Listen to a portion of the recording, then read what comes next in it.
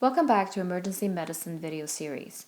In this segment, we will discuss the various rewarming techniques and the potential complications in the hypothermic patient.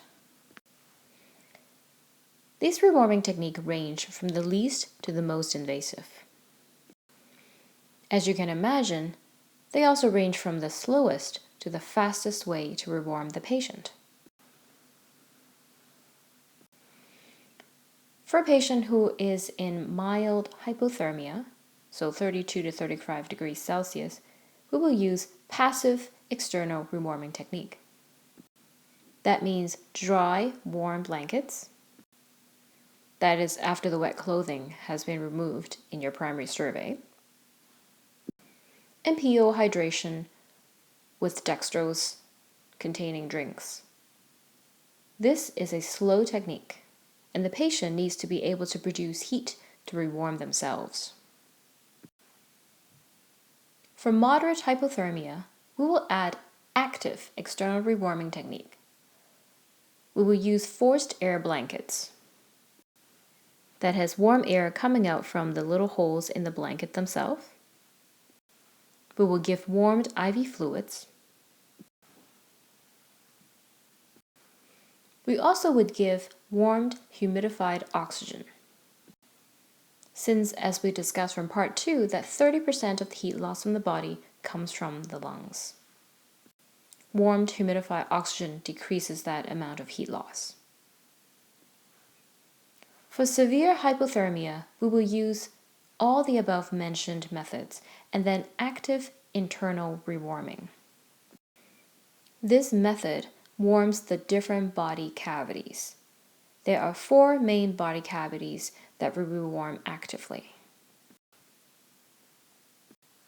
First, the pleural space. 2 chest tubes are inserted in each lung, like so. Warm saline is pushed through 2 of the chest tubes and drained out through the remaining 2. This is called pleural lavage.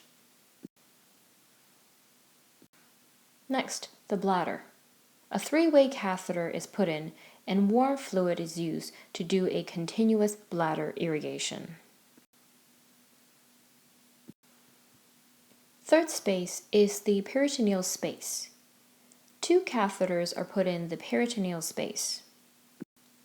Similar to pleural lavage, warm fluid is put in through the first tube and drained through the second catheter. This is known as peritoneal lavage. The last system that we rewarm is the vascular system. We shunt the blood into a warming device and then give it back to the patient. It can be done by dialysis, or we can do this through bypass.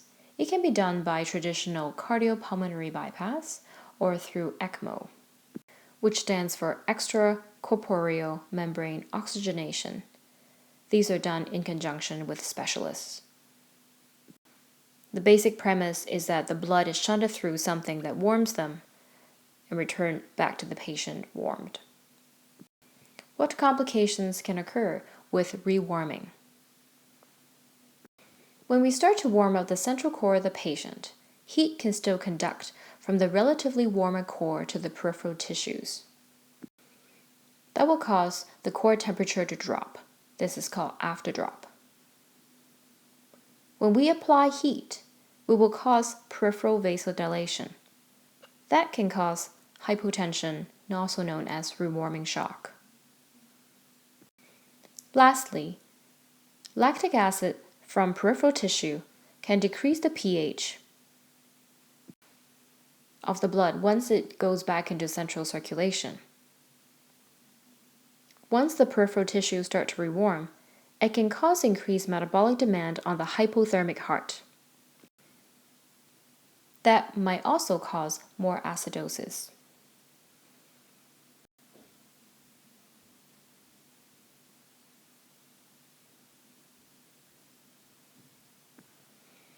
In terms of disposition, patients with moderate to severe hypothermia, especially those who have had active internal rewarming, needs to stay in the hospital.